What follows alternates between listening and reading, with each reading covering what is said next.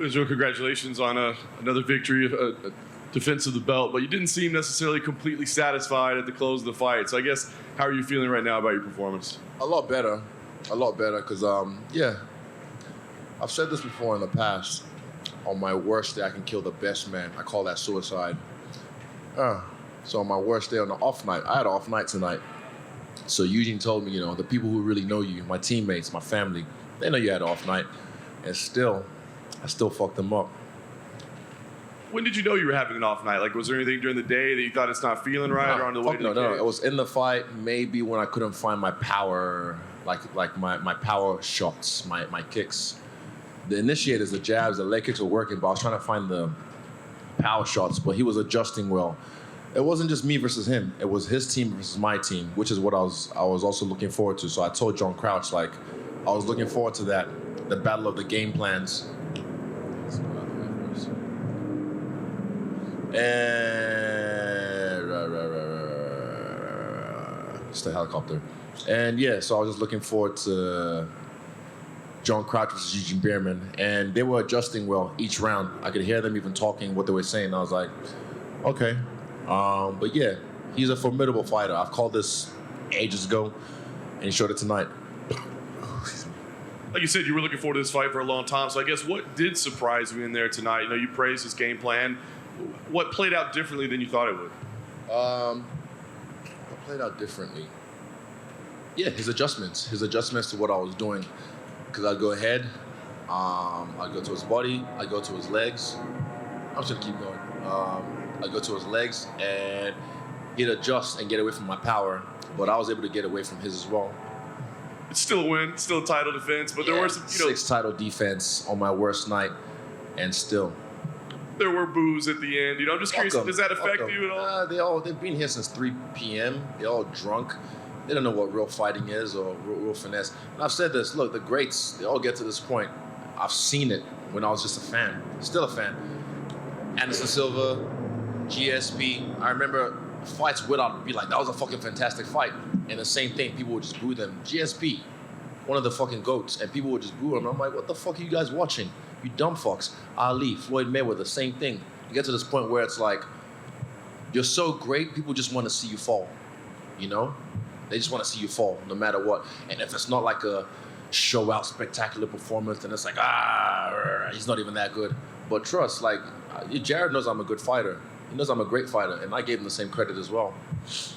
Last thing for me, you've been saying Alex Pereira, that's the next fight. I guess, did you see his performance tonight? What'd you think about it? And I guess, how soon do you think you'd like to line up that fight if that is indeed the next one? That's the next fight. I saw his fight. It was a good fight, but Sean Strickland should have focused on his job like I told him to. Soon, how soon? We'll find out. Is he? People are saying, criticizing you for your fighting style, but at the end of the day, it seems like your opponents get in there and kind of freeze up in front of you. I'm curious, what do you think makes them do that? Is it the sense of scale of the fight itself? Is it your movement? What exactly makes these guys sort of slow down in front of you? A mixture of all. I felt like the moment got to him, but he picked himself back up. I'll give it to him.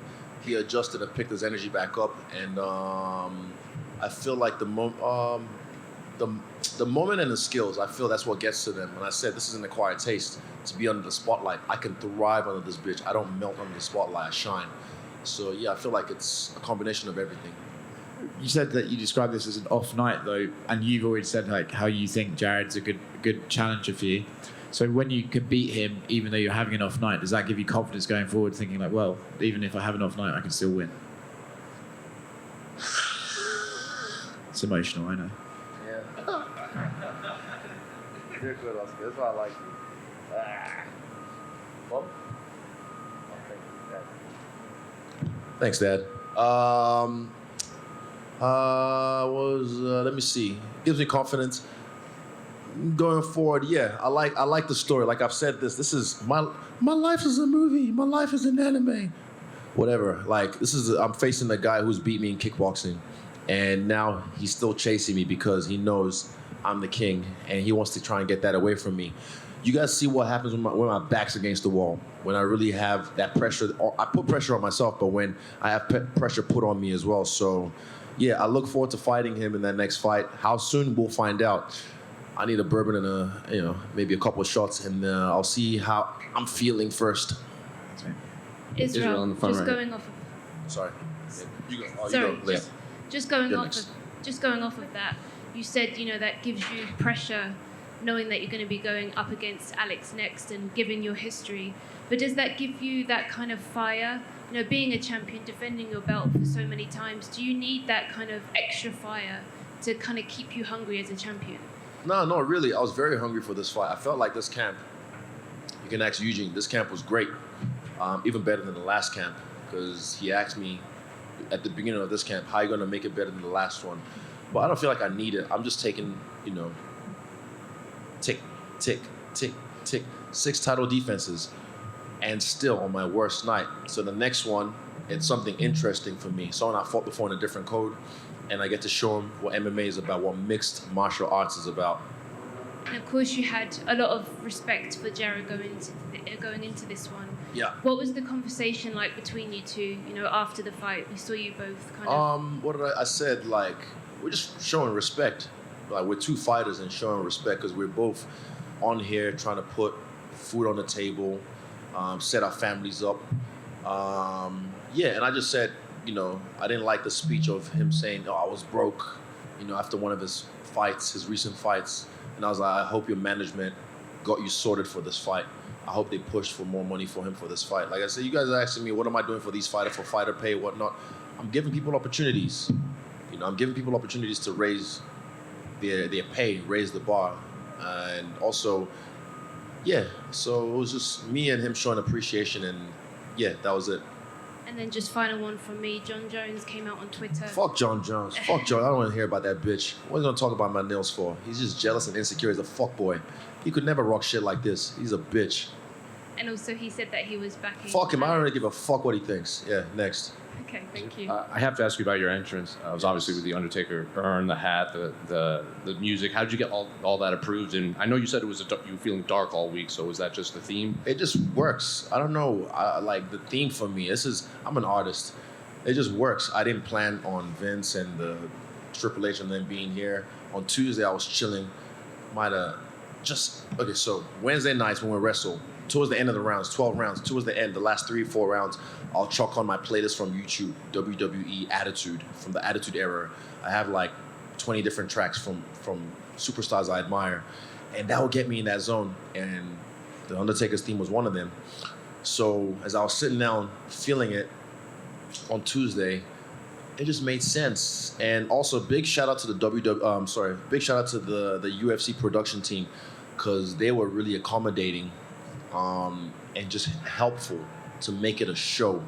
This is the UFC. You want to give them a show, you know what I mean? So, and I said all week, this feels like WrestleMania. Who's undefeated at WrestleMania? The Undertaker. And I've been feeling dark all week. So you saw hints of the Death Note, the speech from Madara in the beginning, and then you saw the scream at the end and the split face with me and Madara, the purple. Fuck, it just makes sense. Susano, all that. How hands-on were you in the creation of Very that? hands-on. I'm very hands-on with my freestyle bender team. Shout out to Luca, Stay Hydrated, Jeff St. Lair, and David Blackamoto, the greatest reporter in the history of the MMA. And I was very hands-on. I felt like a producer today when I was at the arena. So I was speaking. Who's that? Jimmy? Fuck. Excuse me if I forgot his name. I think it was Jimmy. I was talking to him and just walked through, and then having a look on the screen, seeing what it looked like from TV, seeing what it looked like in the arena, and they were so accommodating, which was really cool. And I appreciate that because, again, I like to put on a show. I like to entertain, and I did just that. What's your favorite Undertaker match? Fuck. Him and Mick Foley is the first one that comes to mind, and I think Mick Foley might have broken his neck. Hell in the Cell? Oh, Hell in the Cell, off the top row. That's the first one When that he came jumped to mind. off the stretcher to run back? Yeah, fucking crazy, man. Good times. Is it? You had talked about giving paydays for other fighters and helping them improve their situation. But what about for yourself? Because now you set yourself up to fight Alex, and the drama that's going to come. Hey, I'm telling you, I said Sean or Alex is big money fights. Yeah. They're either big money fights. And I look forward to this one. And my boy Timbo, he knows what's going on. So we're gonna work. And me and the UFC, we have a good relationship. I like working with them. And I've said this already. Rising tides lifts all the ships, but Rome wasn't built in a day. So it's a step-by-step process. And I even asked Jared after the fight. I told him, I was like, and he's like, yeah, I got looked after. I was like, good. And he's gonna keep that going. His management company, if they're smart, they'll keep pushing because he's a great fighter. I'm saying he's a good fighter, but he's a great fighter and a cool dude as well. Is there pressure on you in a night like this because you're a 5-1 favorite or better than 5-1 favorite to win, and you've got this Pereira fight coming up that will be your big performance, your big night? Does that put a little more pressure on you when everybody's expecting you to blow him out? No, not really. I wasn't focused on the odds. I didn't even know what the odds say. Oh, shout out to Drizzy. I don't know what he won, but yeah, what fucking curse. You guys not you guys, but anyone who's so stupid. I don't post shit, but like, was it the Vittori fight? Me and Drizzy was going back and forth fight week talking, and after the fight was going back and forth in the DMs talking as well. So I don't know, people walk curse, and also the green shorts, another curse. I've broken all the curses. I've broken, the Drake curse now. So stupid. I've broken the shorts curse, because apparently I changed my shorts from black and gold. EA cover curse, I've broken that. Embedded haircut curse, whatever fucking more curse. You're so stupid, you fucking cunts. Sometimes, all of you online, as soon as that video came out, all the comments were just curse. And I feel like they don't even believe it. They just saying it to try and get likes, to try and get like the thumbs ups, because they're doing it for likes. But yeah, I just remember. So shout out to Drake for betting $1 million on me, and yeah, I'll see you on OVO weekend. Hi, Izzy over here to your right. Duke Rockhold told MMA Junkie that I'm the only one that could beat Israel Adesanya. What's your response to that? Everyone thinks that.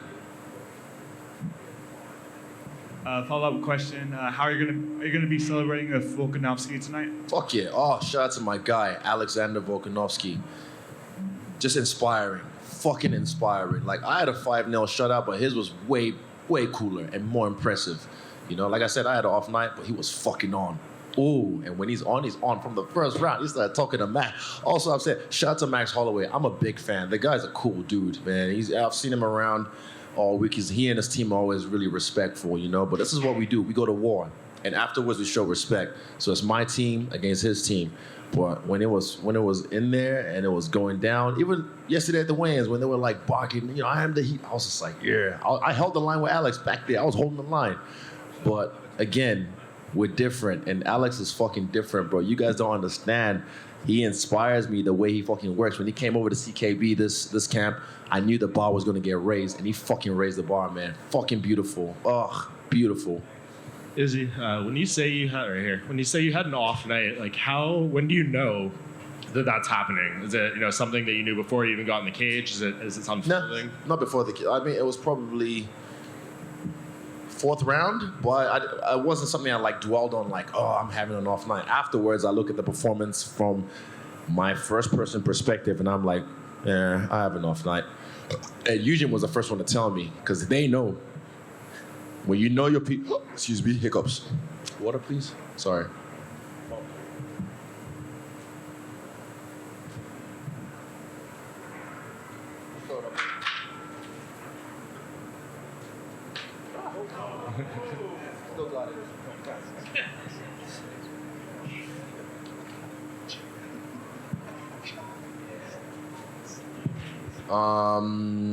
Off night. Yeah, so my people who actually know me and love me, train with me, they know what I can do when I'm on, they see it. But again, like I said, I can kill the best man on my worst day. And I don't know if you've had your shower yet, or you kind of decompress. Nah, I'll do that after the club. I got obligations to do. I'd rather just go to bed, but they're gonna pay me lots of money to go drink and party, so I gotta go do that. Fucking hell, it's just such a drink, Vegas. Ugh. I know you can't know what's going to happen when you get in there and start thinking, but can you think right now what maybe the biggest positive you'll take away from this fight will be? I'm just grateful. Like I said all week, I felt so much love. There was a point this week, I got a little emotional at the PI because I upstairs, I looked around and there was a CKB class upstairs at the PI. And,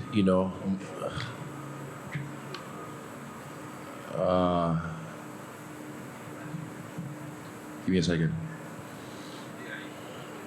Like my brother, we've talked about this. I don't like to harp on about it, like for you guys, because not for this, but I'm harping on about it because there's injustice.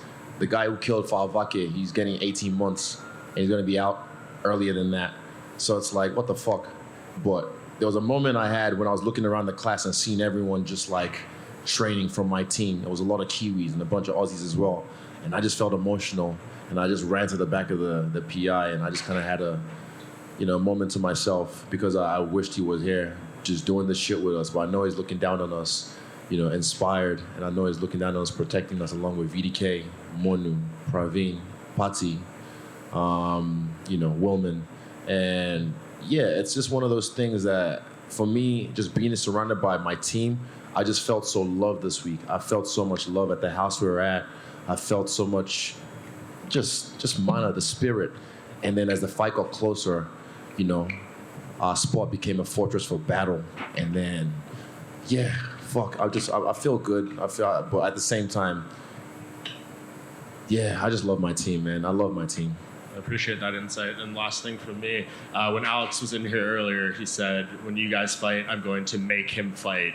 The fact that he's already, thinking that he wants to, make it exciting or whatever his mindset is there, is that already kind of a win for you in a way that maybe he might try to fight outside of himself a bit? Like I said, at the top, it's nice at the top. It's nice at the top. So whatever he feels he needs to do to make me fight, I fought tonight. I fought my ass off tonight. Yeah, I didn't feel like I was chilling or I was waiting. I was pressing the action. I was going for it. I was touching him up. But like I said, I was just critical because I couldn't get my power stuff going. I couldn't get the change-ups going. But he's a formidable opponent. You can't sleep on this guy because he'll sleep you. And I'm not here to fucking, risk my health, risk my brain. And I do that, but I'm not going to do it stupidly just for the entertainment of some grongos, some drunk folks. Izzy, earlier you talked about the moment with Jared, and I was wondering at the press conference, his answers were kind of rambling a little bit. It sounded like he was nervous, and you said, "Hey man, just keep it short and sweet." Yeah. Like, did you kind of sense in that moment like he was starting to get to him a little? I could feel it from that moment, the moment after that, with the stare down when I shook his hand, and at the weigh-ins as well. Like I was like, okay, he's not ready for this. But like I said, he picked himself up. He's a mature guy, I said. So I was like, he picked himself up later on in the fight. I don't know what round, but I saw him right before the round, and he picked himself up with his breath, and I was like, huh. So I'm sure he does a lot of breath work as well. And yeah, he did what he had to do. And then the last thing for me is you mentioned the nails earlier. Was there anything from the commission They're just pretty. They're not sharp. They're drip tips. They're not even. They call them French tips apparently, but they're not even made in France. So I call them drip tips. And my toes, they're kind of sparkly, black and sparkles. I like them. I don't know why fucking men are so insecure about what the fuck I wear. No, sorry, I'm not. Not you guys. Not you guys. No, my bad. I didn't mean to come to you. I just wondered if the commission was looking and they were like, "Oh, what's going on?" Like there was no. Yeah, a little bit, but they check and kind of I see the look on their face. They pause and I'm just like, "It's not that long. It's an illusion. It's just pretty." That's what I tell them. It's not that long. It's just pretty. Is you in the middle here? Israel down here to your left. When you made your walk with the Undertaker's theme, did you know that Vince and all them were actually? I found out this morning, but it wasn't a thing I planned. Like I said, the universe just provides, and it's a weird synergy, weird crossover. But I like it because I grew up on that shit. Did you get a chance to talk to them or see them backstage? No, I haven't talked to them. It'd be cool. I mean, I'm a big fan of Triple H. He just retired or became a Hall of Famer, which is cool. Yeah, he's a superstar as well, a legend in the game. So it's just cool to see guys like that. Yeah, well, I hope they enjoyed the show. Yeah, I had an off night, but still 5-0. It's crazy, isn't it? Alex won tonight. You won tonight. Kai is fighting in a few weeks. Could be 3 champions from City Kickboxing. Crazy. And and with no government funding as well, no government backing like the national rugby or netball team or cricket team or national football team, and yet here we are, this little old island in the little spot in the world, 3 champions in the biggest combat sports league on the fucking planet right now. How amazing is that?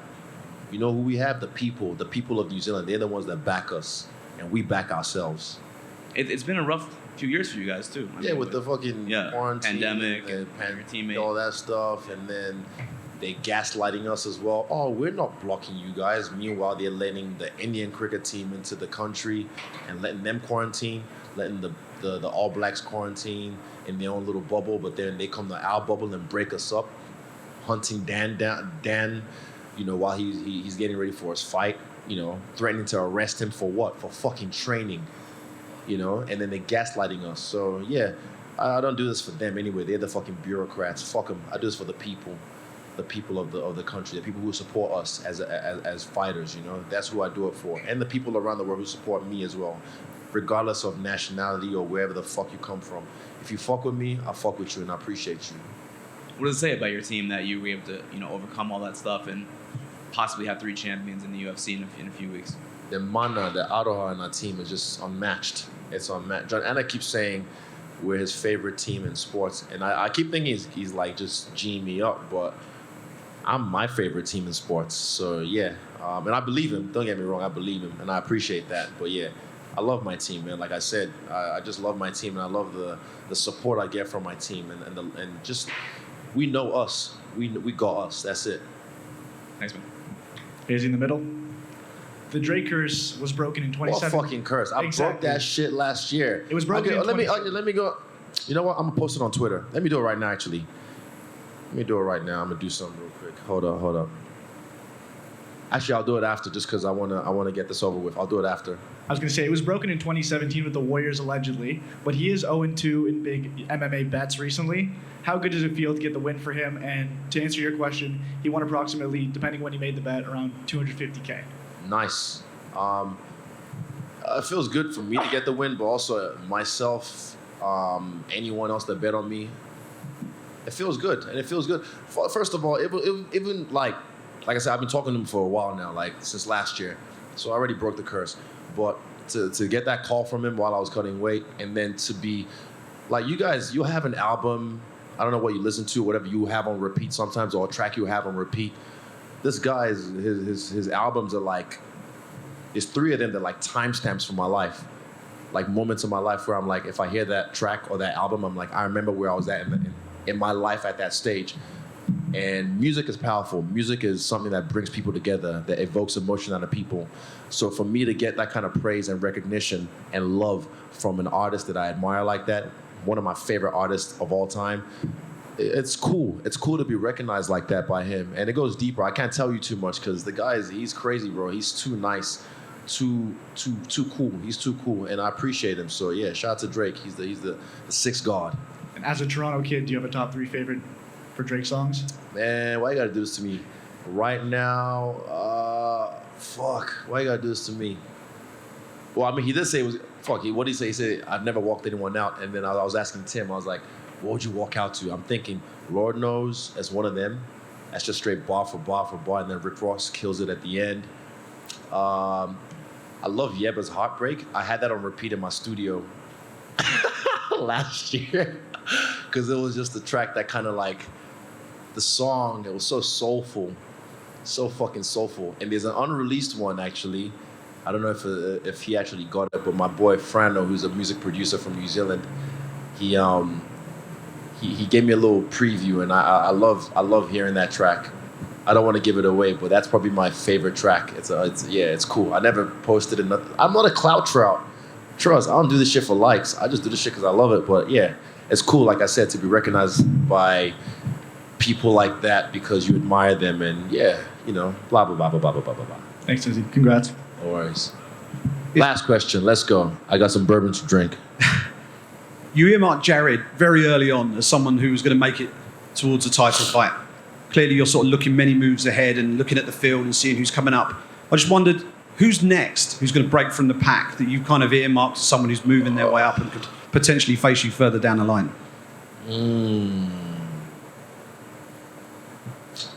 That's a good question, but I don't want to give away the answer. That's a good question. I appreciate that, but I don't want to give away the answer because there's a lot of killers right now coming up in middleweight as well. I see a couple of them, and I'm like, okay, all right. Let's see what you have. Let's see what you bring. But yeah, I'm watching. I'm steady watching, and yeah, my people are watching as well, so they let me know if I miss something. Top man, thank you. Thank you. I appreciate. Oh, just something I want to say. You guys have a job to do, and I'm not criticizing you guys in particular. I kind of am, but just remember this: I can do your job. I can do your job. You could never do my job. Just remember that. I could do your job. Trust me. I got freestyle bender. David runs that shit, but if I wanted to, if I had the time, I could. And I appreciate you guys for what you do, but not just for me, but for other fighters, man. Be mindful with your words. Be mindful with the way you clickbait. That shit is weak. That shit is weak, because I know how YouTube works now, and I know how these interviews work. I'm glad I have my own network, but just be mindful, because I can do your job, but you can't do mine. Just remember that. Thank you.